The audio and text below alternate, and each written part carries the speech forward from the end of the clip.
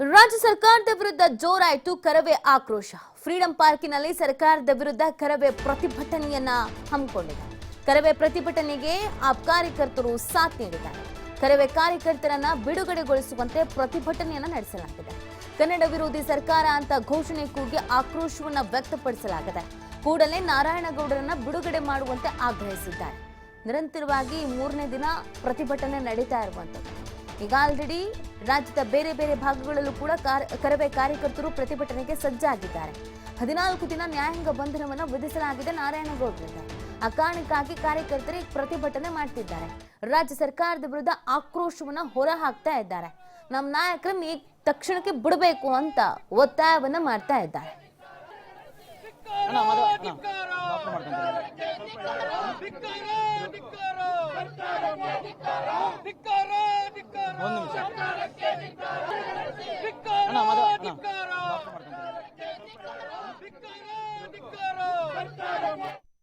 ಈ ಕರ್ನಾಟಕ ರಕ್ಷಣಾ ವೇದಿಕೆಯ ಹೋರಾಟದಲ್ಲಿ ಇದೀಗ ಕನ್ನಡಪರ ಎಲ್ಲ ಸಂಘಟನೆಗಳು ಕೂಡ ಒಂದಾಗಿ ಕನ್ನಡಿಗರ ಪರವಾಗಿ ಧ್ವನಿ ಎತ್ತುತ್ತಾ ಇದೆ. ಈ ಒಂದು ಪ್ರತಿಭಟನೆಗೆ ಕೇವಲ ನಾರಾಯಣಗೌಡರು ಬಣ ಮಾತ್ರ ಅಲ್ಲ, ಬೇರೆ ಬೇರೆ ಬಣದವರು ಕೂಡ ಸಾಥ್ ನೀಡುತ್ತಿದ್ದಾರೆ. ಇದಕ್ಕೆ ಸಂಬಂಧಪಟ್ಟಂತೆ ನಮ್ಮ ಪ್ರತಿನಿಧಿ ಕಾರ್ತಿಕ್ ಮುಖ್ಯಮಂತ್ರಿ ಚಂದ್ರು ಅವರನ್ನು ಮಾತನಾಡಿಸಿದ್ದಾರೆ. ಅವ್ರಿಗೇನು ಹೇಳಿದ್ದಾರೆ ನೋಡೋಣ ಬನ್ನಿ. ಕರವೇ ನಾರಾಯಣಗೌಡರನ್ನ ಬಂಧಿಸಿರುವಂತಹ ಕ್ರಮವನ್ನು ಖಂಡಿಸಿ ಈಗಾಗಲೇ ಕನ್ನಡ ಸಂಘಟನೆಗಳು ವಿವಿಧ ಭಾಗಗಳಲ್ಲಿ ಪ್ರತಿಭಟನೆ ಮಾಡ್ತಿರೋದು. ಈಗ ಫ್ರೀಡಂ ಪಾರ್ಕ್ನಲ್ಲೂ ಕೂಡ ಬೃಹತ್ ಪ್ರತಿಭಟನೆ ನಡೀತದೆ. ಇಲ್ಲಿರುವಂತಹ ಪ್ರತಿಭಟನಾಕಾರರಾಗಿರುವಂತಹ ಮುಖ್ಯಮಂತ್ರಿ ಚಂದ್ರು ಅವರನ್ನು ಕೂಡ ಮಾತಾಡ್ತಾ ಹೋಗ್ತೇನೆ. ಸರ್, ಸರ್ಕಾರದ ಒಂದು ನೀತಿ ಇದೆಯಲ್ಲ, ಅಂದ್ರೆ ಕರವೇ ಕಾರ್ಯಕರ್ತರನ್ನ ಬಂಧಿಸಿರುವಂತಹ ನೀತಿ, ಇನ್ನ ಎಲ್ಲ ಕಡೆಯೂ ಕೂಡ ಕನ್ನಡ ಸಂಘಟನೆಗಳು ಅಂದ್ರೆ ವಿರೋಧ ವ್ಯಕ್ತಪಡಿಸ್ತಾ ಇದ್ದಾವೆ, ಬಂಧಿಸಿರುವಂತದನ್ನ ಖಂಡಿಸ್ತಾ ಇದ್ದಾವೆ. ತಾವು ಕೂಡ ಪ್ರತಿಭಟನೆ ಮಾಡ್ತಾ ಇದ್ದೀರಿ.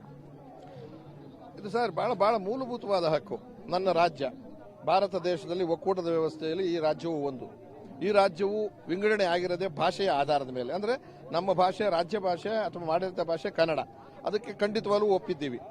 ನಿಮಗೆ ಏಕೀಕರಣ ಆಯಿತು, ಸ್ವಾತಂತ್ರ್ಯ ಬಂತು, ಆಮೇಲೆ ಕರ್ನಾಟಕ ಅಂತ ಬದಲಾಯಿತು. ಆದರೆ ಕನ್ನಡ ಆಡಳಿತದಲ್ಲಿ, ವ್ಯವಹಾರದಲ್ಲಿ, ನಾಮಫಲಕದಲ್ಲಿ, ಶಿಕ್ಷಣದಲ್ಲಿ, ಉದ್ಯೋಗದಲ್ಲಿ ಆಗಿದೆಯಾ? ಆಗಿಲ್ಲ. ಅಂದಮೇಲೆ ಉಲ್ಲಂಘನೆ ಮಾಡಿರೋರು ಯಾರು? ಕಾನೂನು ಮಾಡಿರೋರೇ ನೀವು. ಆಡಳಿತ ಭಾಷೆ ಕನ್ನಡ, ಎಲ್ಲ ಕಡೆ ಕನ್ನಡ. ನೀವೇ ಕನ್ನಡವನ್ನು ಉಲ್ಲಂಘನೆ ಮಾಡಿದೆ ಅಂತಂದ್ರೆ ಈಗ ಅದು ನೀವು ಉಲ್ಲಂಘನೆ ಮಾಡಿರೋದನ್ನ ನಾವು ಎತ್ತಿ ತೋರಿಸೋದಕ್ಕೆ ಬಂದಾಗ ಕಾನೂನು ಕೈಗೆ ತಗೋಬೇಡಿ ಅಂತಂದ್ರೆ ಕಾನೂನು ಇದ್ದವ್ರು ಯಾಕೆ ಮಾಡಲಿಲ್ಲ ನೀವು? ಸರ್ಕಾರ ಹೇಳ್ತಿರುವಂತದ್ದು ಅಂದ್ರೆ ಕಾನೂನು ಕೈ ಎತ್ಕೊಂಡ್ರು, ಅಂದ್ರೆ ಹಿಂಸಾಚಾರ ಮಾಡಿದ್ರು, ಪ್ರೈವೇಟ್ ಪ್ರಾಪರ್ಟಿಗಳಿಗೆ ಹಾನಿಯನ್ನ ಮಾಡಿದ್ರು ಕರವೇ ಕಾರ್ಯಕರ್ತರು ಅಂತ ಹೇಳ್ತಾ ಆರೋಪ. ಯಾರಿಗಾನ ಹಾನಿ ಮಾಡಿದ್ದೀವಾ? ಯಾರಿಗಾನ ಜೀವ ಹೋಗಿದ್ಯಾ? ಯಾರ ಕುಟುಂಬನ ಒಡೆದಾಕಿದ್ದೀವಾ? ನಾವು ಮಾಡಿರೋದು ಯಾವುದು? ನೀವು ಕಾನೂನನ್ನ ಕೈಗೆ ತೆಗೆದುಕೊಂಡು 50 ಭಾಗ ಕನ್ನಡ ಇರಬೇಕು ಅಂತ ಇದ್ದಾಗ ಆಗದೆ ಇದ್ದಾಗ ನಿಮ್ಮ ಅಧಿಕಾರಿಗಳು ಉಲ್ಲಂಘನೆ ಮಾಡಿದ್ರಲ್ಲ, ಅವ್ರ ಮೇಲೆ ಏನು ಕ್ರಮ ತಗೊಂಡ್ರ? ನಿಮ್ಮ ಮಂತ್ರಿ ಮೇಲೆ ಏನು ಕ್ರಮ ತಗೊಂಡ್ರ? ಅಂದ್ರೆ ಅವ್ರು ತಪ್ಪು ಮಾಡಿದ ಉಲ್ಲಂಘನೆ. ನಾವು ಉಲ್ಲಂಘನೆ ಎಲ್ಲ ಮಾಡಿದ್ದು ನಿಮ್ಮ ಕೈಯಲ್ಲಿ ಆಗದೆ ಇರೋ ಕೆಲಸ ಆಯ್ತು. ಯಾರಾದ್ರೂ ಇಲ್ಲಿಗಲ್ ಆಗಿ ಒಂದು ಮನೆ ಕಟ್ಕೊಂಡ್ರೆ, ರಾಜಕಾಲುವೆ ಮೇಲೆ ಮನೆ ಕಟ್ಕೊಂಡ್ರೆ, ಫುಟ್ಪಾತ್ ಮೇಲೆ ಮನೆ ಕಟ್ಕೊಂಡ್ರೆ ಬುಲ್ಡೋಜರ್ ತಂದು ಹೊಡಿತೀರಲ್ಲ, ಅದು ಉಲ್ಲಂಘನೆ ಅಲ್ವಾ? ಉಲ್ಲಂಘನೆ ಅಲ್ಲ ಕಾನೂನು. ಅದೇ ತರ ನಾವು ಇವತ್ತು ದಿವಸ ಕಾನೂನನ್ನು ಕೈಗೆ ಹಾಕಿ ತಗೊಂಡೋದು ನಿಮ್ಮ ಕೈಲಿ ಆಗ್ತಾ ಇಲ್ಲ ಅಂತ ತಗೊಂಡು, ಹಾಗೆ ನಾವು ಹಾನಿಗಳನ್ನೇನು ಮಾಡಿಲ್ಲ. ಆ ದೃಷ್ಟಿಯಿಂದ ಉಲ್ಲಂಘನೆ ಮಾಡಿರೋದು ನೀವೇ ಹೊರತು ಜೈಲಿಗೆ ಹೋಗಬೇಕಾಗಿರೋರು ನೀವು, ಶಿಕ್ಷೆಗೊಳ್ಳಬೇಕಾಗಿರೋರು ನೀವು. ಆ ದೃಷ್ಟಿಯಿಂದ ಈಗ ನಾವು ಇಡೀ ರಾಜ್ಯಾದ್ಯಂತ ಆಂದೋಲನ ಹೋರಾಟ ಮಾಡೋಕೆ ಮುಂಚೆ ಎಚ್ಚೆತ್ಕೊಂಡು ಏನೋ ಒಂದು ಗಡುವು ಕೊಟ್ಟಿದ್ದೀರಾ, ಅಂತಿಮ ಗಡುವು ಅಂತ. ಅದು ನೀವು ಮಾಡ್ತಿರೋ ನಮಗೆ ನಂಬಿಕೆ ಇಲ್ಲ. ಮಾಡಿದ್ರೆ ಸಂತೋಷ ಮಾನ್ಯ ಮುಖ್ಯಮಂತ್ರಿಗಳೇ. ನಿಮ್ಮ ಮಂತ್ರಿಗಳನ್ನ ಬಚಾವ್ ಮಾಡೋದಕ್ಕೆ ಪ್ರೊಸೀಜರಲ್ ಕ್ಲಾಪ್ಸಸ್ ಅಂತ ಲೂಟಿ ಹೊಡೆದವ್ರನ್ನ ಆಚೆ ಕಳಿಸ್ತೀರಾ?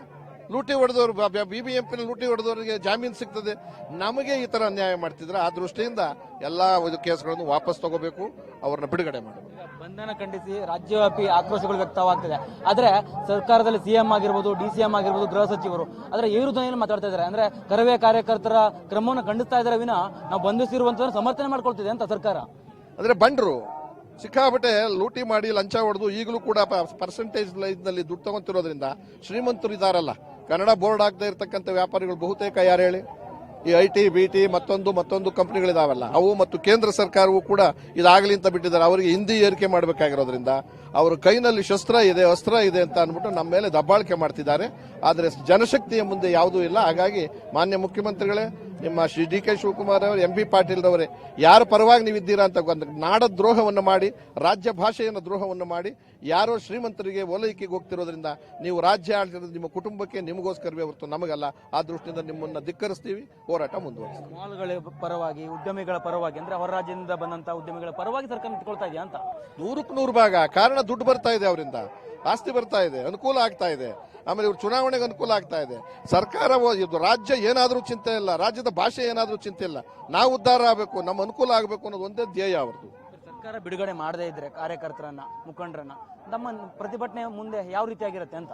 ನಮ್ಮದು ಬರೀ ಜನಶಕ್ತಿ ಆದ್ರಿಂದ ಪ್ರಾಮಾಣಿಕವಾಗಿ ಯಾರಿಗೂ ಹಾನಿ ಆಗದೆ ಇರೋ ತರದಲ್ಲಿ ಹೋರಾಟವನ್ನ ಮುಂದುವರಿಸ್ತೀವಿ. ರಾಜ್ಯಾದ್ಯಂತ ಈ ಕಿಚ್ಚನ್ನ ಬೆಂಕಿ ಹಚ್ಚಿ ಪ್ರಾರಂಭ ಮಾಡ್ತೀವಿ. ಇದಿಷ್ಟು ಮುಖ್ಯಮಂತ್ರಿ ಚಂದ್ರು ಅವರು ಹೇಳ್ತಾ ಇರುವಂತದ್ದು. ನಾವು ಹೋರಾಟವನ್ನು ಮುಂದುವರಿಸ್ತೇವೆ, ಜೊತೆಗೆ ಸರ್ಕಾರ ಬಿಡುಗಡೆ ಮಾಡದೇ ಇದ್ದಂತ ಪಕ್ಷದಲ್ಲಿ ರಾಜ್ಯವ್ಯಾಪಿಯೂ ಕೂಡ ಪ್ರತಿಭಟನೆಯನ್ನ ತೆಗೆದುಕೊಂಡು ಹೋಗ್ತೇವೆ, ರಾಜ್ಯದಾದ್ಯಂತವೂ ಕೂಡ ಪ್ರತಿಭಟನೆ ಮಾಡೋದಕ್ಕೆ ಸಿದ್ಧತೆಯನ್ನು ಮಾಡ್ಕೊಳ್ತೀವಿ ಅನ್ನುವಂತ ಮಾತನ್ನು ಕೂಡ ಹೇಳ್ತಾ ಇರುವಂತದ್ದು. ಕ್ಯಾಮರಾ ಪರ್ಸನ್ ಸಿದ್ದು ಜೊತೆ ಕಾರ್ತಿಕ್, ಟಿವಿ5 ಕನ್ನಡ, ಬೆಂಗಳೂರು. ಅಣ್ಣ, ಮಾಡ್ಕೊಂತೀನಿ.